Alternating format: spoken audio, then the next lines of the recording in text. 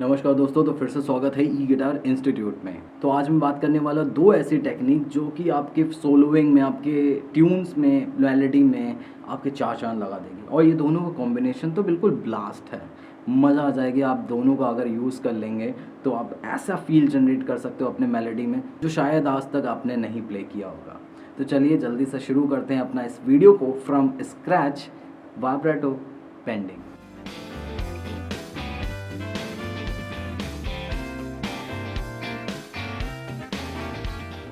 Vibrato देखो, सबसे पहले किस तरह से प्ले किया जाता है ये समझना थोड़ा डिफ़िकल्ट है। प्ले करना शायद से इतना डिफ़िकल्ट नहीं है, लेकिन समझने में प्रॉब्लम हो जाती है। तो सबसे पहले मैं मिस्टेक की बात कर लूँ। जैसे कि मैंने थर्ड स्ट्रिंग 5 फ्रेट को प्रेस किया है और मैं इसको वाइब्रेट करना चाहता हूँ, तो ज़्यादातर करते क्या है, फिंगर को फोल्ड करना। ये पूरी तरह से गलत है। ये वाइब्रेटो नहीं है, ये टेक्निक ही गलत है। ये फिंगर की टेक्निक नहीं है, ये रिस्ट की टेक्निक है। तो इसलिए इसको ठीक करने के लिए आपको करना क्या है कि सबसे पहले जो फिंगर है वो तो आप स्ट्रेट रखो या फिर फोल्ड रखो। ये सिचुएशन पे डिपेंड करता है कि आप किस स्ट्रिंग पे हो। दोनों की केस में आपको फिंगर को इतना टाइट रखना है कि अगर ये फोल्ड करना चाहो तो फोल्ड ना हो, और जो फोल्ड है तो ये स्ट्रेट ना हो। तो ये दोनों टाइम पे जब आपका ये जो फिंगर है, पाम से लेकर के ये पूरी कंप्लीट बोन, ये जो कनेक्शन है ये आपका पूरा टाइट होता है। और इसके बाद फर्स्ट मेथड होता है जब आप गिटार को शेक करते हो। इसको पूरा लॉक कर रखा है मैंने। देखो फिंगर हल्की बेंड है, कर्व है, और यहाँ पे मैंने गिटार को शेक करूँगा। ये वाइब्रेटो फिर भी ठीक है, लेकिन दिखने में वियर्ड है। तो इसलिए करना क्या है आपको, गिटार को ना शेक करके हम रिस्ट को इस तरह से मूव करेंगे। लेकिन पहले आप इस तरह से प्रैक्टिस कर लो जिससे कि आपका जो लॉकिंग मेथड है वो सही हो जाए। एक बार लॉक हो गई आपकी फिंगर्स, फिर उसके बाद शायद ये प्ले करना ईजी हो जाएगा। तो अब मैं गिटार को स्टिल रखूँगा और इसके साथ मैं सेम चीज़ प्ले करके रिस्ट को इस तरह से यूज़ करूँगा, क्योंकि मेरी फिंगर टाइट है, मेरी पूरी पाम, पूरा सब कुछ कंप्लीट एक टाइट फॉर्म में है। और मैं रिस्ट को अगर ऊपर की तरफ मूव कर रहा हूँ तो आप नोटिस कर सकते हो, शायद कैमरे के एंगल से मुझे नहीं दिख रहा, लेकिन एक बार को आपका डॉट हाइड होगा फिर दिखेगा, फिर हाइड हो रहा होगा फिर दिखेगा। कुछ इस तरह से आपको फील आएगा कि आप फिंगर नहीं फोल्ड कर रहे हो, एक्चुअली आप रिस्ट का यूज़ कर रहे हो। रिस्ट को up down, up down, up down, इस तरह से प्ले करेंगे।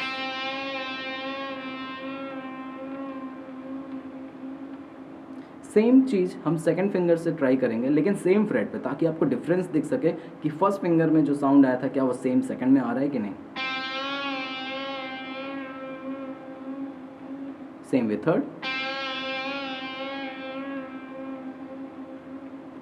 Same with fourth, almost same है सब। तो इसलिए वाइब्रेटो बस इतना ही था। इस तरह से प्रैक्टिस करनी है आपको सॉफ्टली, और उसके बाद अगर आप इसको एग्रेसिव वाइब्रेटो प्ले करना चाहते हो तो आप स्पीड लेकर के आओ और देखो।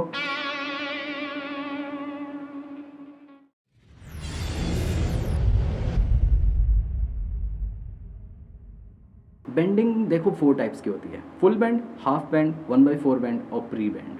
इन 4 टाइप की टेक्निक्स को सेपरेटली आपको प्रैक्टिस करनी है, और बहुत डिफरेंट वे है प्रैक्टिस करने के, और ईयर्स के यहाँ पे बहुत ज़्यादा यूज़ होने वाला है। तो सबसे पहले मैं बात कर लेता हूँ सेकंड स्ट्रिंग 8 फ्रेट की, और 8 फ्रेट से अगर मैं 10 फ्रेट तक स्लाइड करूँ तो इसको कहते हैं होल स्टेप साउंड। तो 8 और 10 का जो साउंड है उसको अच्छे से सुन लो।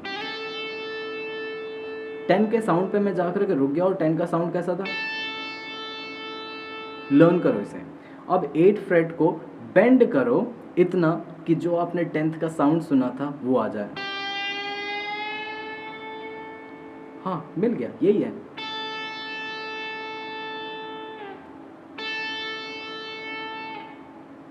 देखा, तो बेंडिंग बहुत आसान थी। सिंपली आपको इसको बेंड करना है और सुनते रहना है कि कहाँ पे वो 10th का वाला जो साउंड है, होल स्टेप वाला साउंड है, वो आ रहा है कि नहीं आ रहा है। फॉर एग्जाम्पल चेंज कर देते हैं, 5 फ्रेट को लेते हैं और 7 फ्रेट तक का स्लाइड करके देखते हैं।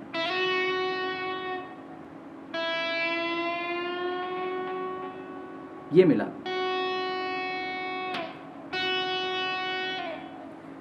तो इस तरह से आपको प्रैक्टिस करनी है फुल बैंड की।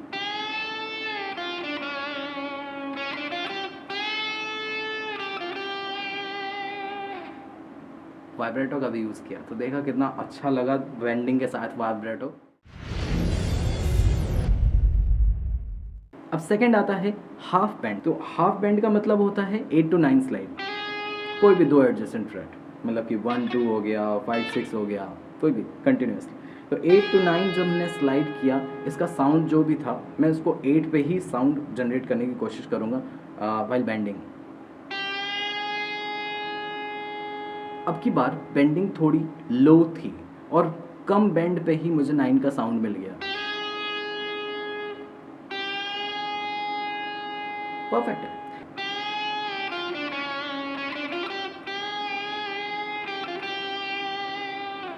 वन बाई फोर बैंड का मतलब होता है कि 8.5, मतलब कि 8 फ्रेट भी नहीं है, 9 फ्रेट भी नहीं है।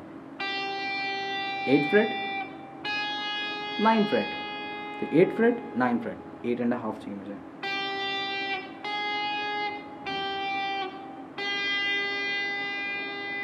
ना तो ये 8 है ना 9 है। तो बेंडिंग किया मैंने बहुत माइनर से किया, बट बहुत थोड़ा सा भी आपने ऊपर किया तो ये 9 का साउंड दे देगा। तो इसके कहते हैं 1/4 बैंड।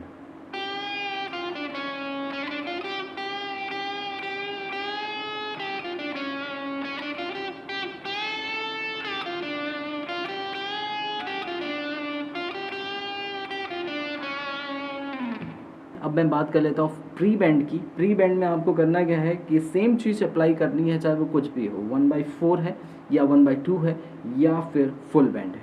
तो 8 स्लाइड टू 10 का जो साउंड है वो पहले ही जनरेट करके रख लो।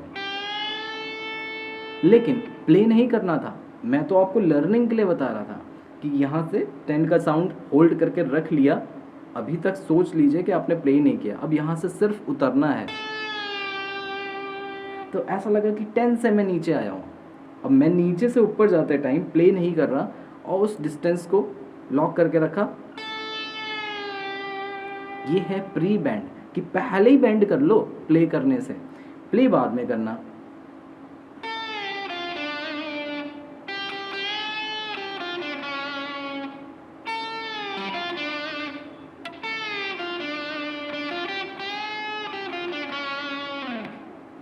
तो ये प्री बैंड था, बहुत आसान है, लेकिन सबसे ज़्यादा डिफ़िकल्टी ये आती है कि आपने जितना बैंड किया है आपको गैस करना पड़ेगा कि सही में 10 है कि नहीं, ये 11 तो नहीं चला गया।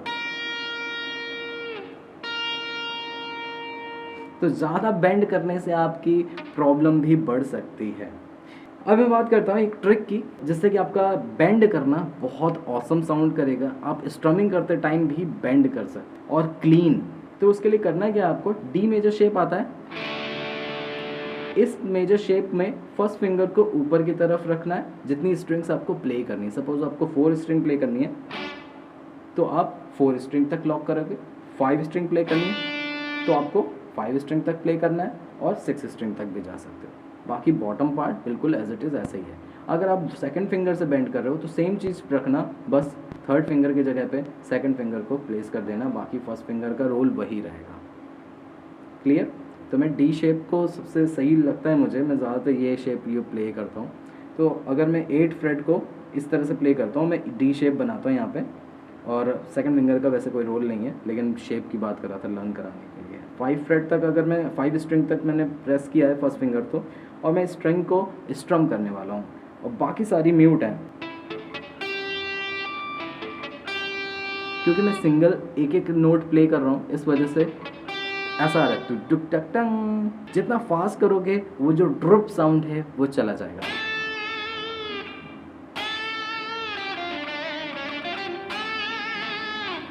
तो स्ट्रमिंग के साथ साथ मैंने बैंडिंग भी करी और वाइब्रेटो भी यूज़ किया।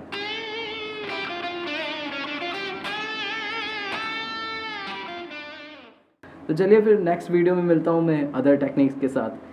तब तक के लिए बाय बाय।